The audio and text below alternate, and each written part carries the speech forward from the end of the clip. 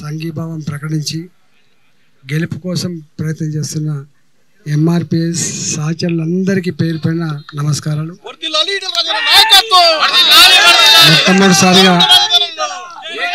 మొట్టమొదటిసారిగా కంటోన్మెంట్లో ఒక మంచి అవకాశం వచ్చింది.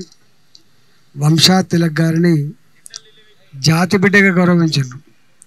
వంశా తిలక్ గారిని జాతి బిడ్డగా నిలబెట్టింది కాబట్టి దీన్ని గెలిపించుకోవడంలో మీ శక్తి వంచన లేకుండా ప్రయత్నం చేసి చరిత్రను తిరగడాలని చెప్పి మనస్ఫూర్తిగా కోరుకుంటూ 20 రోజుల పాటు 25 డేస్ మన బస్తీలలో మన ప్రజల్ని మనం చైతన్యవంతం చేసుకొని మీరు ఇప్పుడు చెప్పినటువంటి అధర్మమైన పాలన లేకుండా ధర్మమైన పాలన కోసం మనమంతా ముందుకు పోదామని చెప్పి ఆశిస్తూ మీ అందరికీ నమస్కారం సెలవు తీసుకుంటాం.